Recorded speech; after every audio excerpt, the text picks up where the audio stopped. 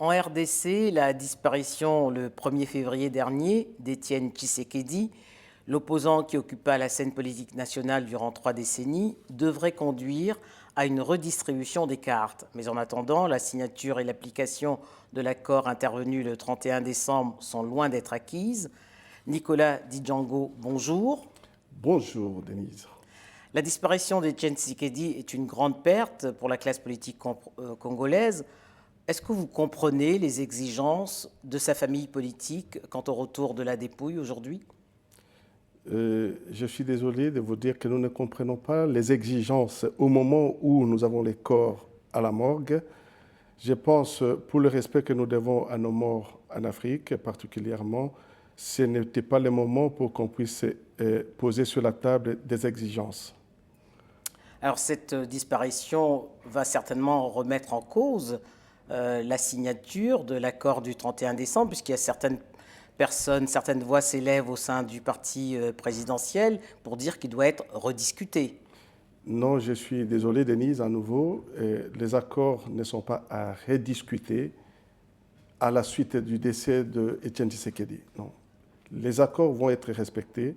La classe politique est suffisamment grande pour qu'il y ait une organisation qui puisse tout faire pour qu'il y ait respect scrupuleux de ces accords. Ça va être effectivement respecté. Mais c'était pourtant lui qui devait, au titre du rassemblement de l'opposition, occuper le poste du président du comité de suivi. Les personnes peuvent décéder, c'est dommage, mais le pays doit rester. Les politiques sont là pour continuer. Après la mort de Étienne Tshisekedi, nous avons suffisamment des hommes de qualité qui vont respecter ces accords. Il y aura des gens capables d'être à sa place. La RDC compte une centaine de partis politiques, c'est beaucoup, même pour un pays continent. Avec la disparition d'Étienne Tshisekedi aujourd'hui, quel est le parti qui, à vos yeux, incarne l'opposition congolaise aujourd'hui ? Le parti, il y en a des partis, il y en a suffisamment de partis politiques au Congo. Nous avons, je ne vais pas en faire une publicité, mais je sais que nous avons, par exemple, dans l'opposition, Vital Kamerhe qui représente un parti politique crédible, donc c'est ULC, je crois, ULC. Nous avons Palou, qui est représenté par également un patriarche Kizenga. Et puis nous avons, je pense, il s'appelle Olengankoy, mais il a aussi un parti politique, sans toutefois oublier son Excellence, M. Lambert Mende, qui a un parti politique très crédible. Mais avec l'UDPS... Lui, il est de la majorité, et donc ça, si réellement on doit parler de l'opposition, je vois plus Vital Kamerhe, qui semble être aussi très bien organisé. Mais depuis l'époque de Mobutu, l'UDPS a toujours donné du fil à retordre à la majorité présidentielle. L'UDPS, depuis le temps de Mobutu jusqu'au moment où notre icône de l'opposition décède, l'UDPS n'a jamais voulu travailler. On a l'impression que l'UDPS a toujours eu peur de l'exercice du pouvoir. Il a été ministre pourtant, Étienne Tshisekedi. Combien de jours, madame? Enfin, combien de jours? Pourquoi faire?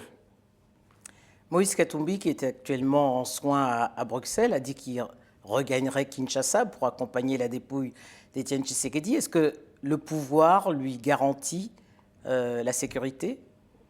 Moïse Katumbi a été un gouverneur de la riche province minière de Katanga.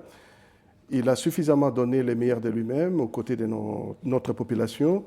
S'il s'avère qu'il veut réellement accompagner le corps de notre illustre disparu, mais je ne crois pas que le problème se poserait. Donc, je pense que s'il veut réellement accompagner le corps, il peut accompagner le corps. Par contre, nous avons au pays nos exigences.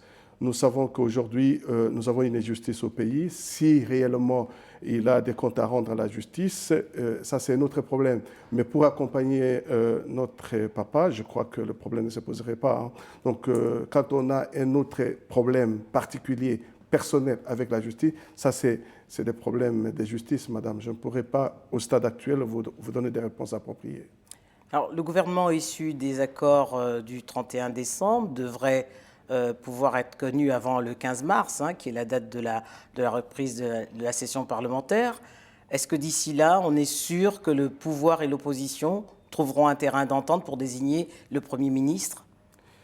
Je ne crois pas que le problème du Premier ministre se poserait au stade actuel. Pourquoi, madame? Parce que en attendant, il n'a pas été désigné. Nous avons un Premier ministre, peut-être pour votre information. Nous avons M. Badi Banga. Il y a un Premier ministre, mais suite aux accords, il devrait y avoir un nouveau gouvernement. Suite aux accords du 18 octobre, nous avons eu M. Badi Banga, qui est un homme de qualité, qui est un homme de paix, qui est un homme de consensus. Il est même sorti de l'opposition, je pense, pour votre information, qu'il vient de l'opposition. C'est un ancien de l'UDPS, effectivement. Pas un ancien, parce qu'au jour d'aujourd'hui, si nous rentrons dans ce débat, je pense que les minutes que vous m'accordez ne seront pas suffisantes pour qu'on puisse développer. Mais je pense que M. Badi Banga est jusqu'à aujourd'hui de l'UDPS. Il a présidé, avant d'être Premier ministre, il présidait une commission à l'Assemblée nationale au nom de l'UDPS. Il n'a pas été exclu. S'il y a il y a par exemple eu derrière lui de suppléants, je pense qu'en remerciant M. Badi Banga, il y aurait eu son suppléant qui pouvait présider à l'Assemblée nationale, chose qui ne s'est jamais fait. Jusqu'au moment où il venait d'être nommé Premier ministre, je pense que M. Badi Banga, qui n'est pas de notre parti politique, donc j'essaie de vous donner ces précisions, M. Badi Banga remplit suffisamment son rôle de Premier ministre. Par contre, les accords de Saint-Sylvestre n'excluent pas cette personnalité politique.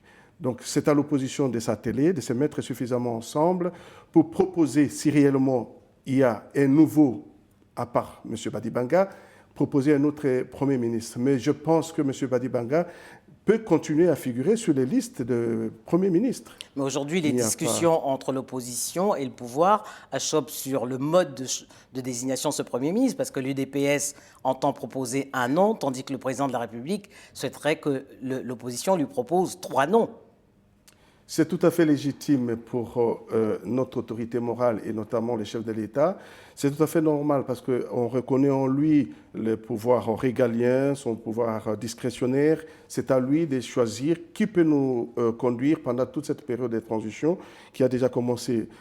En fait, le problème n'est pas au niveau des personnalités qui doivent être Premier ministre ou pas Premier ministre. Nous avons eu un problème, c'était le respect scrupuleux de la Constitution. Au jour d'aujourd'hui, si on doit respecter la Constitution, on ne va pas brandir les noms d'un Premier ministre. Nous avons commencé, ça fait depuis le 31 décembre jusqu'au jour d'aujourd'hui, nous avons eu un Premier ministre. Si réellement nous avons la volonté et une classe politique qui respecterait un peu la Constitution, pour laquelle nous avons eu suffisamment à nous battre, la Constitution qui a été suffisamment brandie par tous ces politiques, et je pense que le poste de Premier ministre n'est pas un problème. Donc nous devons mettre de l'eau dans notre vin pour dire allons-y aux élections. Sauf peut-être qu'il y en a qui ont peut-être peur d'aller aux élections. Les élections sont donc prévues selon l'accord de la Saint-Sylvestre pour fin 2017. Merci. Mais est-ce que vous comprenez les craintes aujourd'hui des Nations Unies qui estiment que le retard accumulé aujourd'hui fait courir des risques d'une nouvelle crise politique? Non, je ne crois pas qu'il y aura une crise politique. D'ailleurs, l'opposition va s'atteler. J'ai été très récemment sur plateau avec un des opposants qui brandissait l'histoire de l'organisation. Il se peut qu'il soit suffisamment organisé pour aller rapidement aux élections présidentielles. Mais c'est à eux donc de se mouiller pour très rapidement se mettre au travail pour qu'ensemble on aille aux élections. Je pense que la majorité présidentielle que je représente aujourd'hui est suffisamment prête pour aller et rapidement, je vous rassure, très rapidement aux élections, madame. Avec quel candidat ? Et le problème de candidat n'est pas pour l'instant sur la table, mais nous sommes suffisamment organisés pour qu'il y ait un candidat de très bonne qualité. Alors, la conférence, la médiation conduite par la conférence épiscopale a été saluée. Si vous comparez celle qui avait été conduite sous la médiation de l'Union africaine, qu'est-ce qu'elle a apporté de plus ? Quand on a eu M. Eden Kodjo, c'était effectivement un accord louable, un très, très bel accord qu'on a obtenu. Et d'ailleurs, c'était clairement dit qu'on aura progressivement, pas des accords, on aurait progressivement des facilitations qui nous aurait conduit à ce qu'on a obtenu très récemment avec la Saint-Sylvestre. Nous avons eu un travail sérieux effectué par M. Eden Kodjo, et la suite de ce travail a été matérialisée par la présence des personnalités de l'Église catholique, et notamment la SEMCO. Donc, ce sont on a eu des accords qui sont louables, et d'ailleurs, nous sommes déterminés à aller rapidement aux applications, madame. À les appliquer à la lettre? À la rigueur, avec toute sa rigueur. Le chef de l'État n'a plus que ça comme obsession. Et vous comprenez aujourd'hui les griefs de l'opposition qui dit qu'on aurait pu éviter cette crise politique au lendemain du 19 décembre? Bon, ça, c'est l'opposition au jour d'aujourd'hui, je pense qu'elle est aux abois.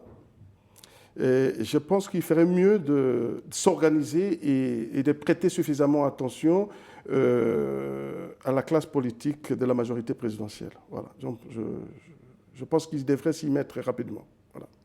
La composition plutôt d'un gouvernement d'union nationale est prévue par les accords de la Saint-Sylvestre.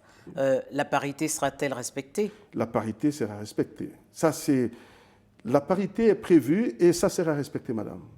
Oui, bien sûr. Quelle garantie vous donnez à l'opposition? Nous avons besoin qu'il soit organisé, qu'il ne soit pas continuellement dans la radicalité. Nous avons suffisamment des hommes politiques qui ont la volonté de travailler pour le peuple congolais. Je pense que le gouvernement est prêt au jour d'aujourd'hui, derrière Badibanga, pour qu'il y ait parité. Monsieur Nicolas Django, merci. Je vous remercie également, Denise.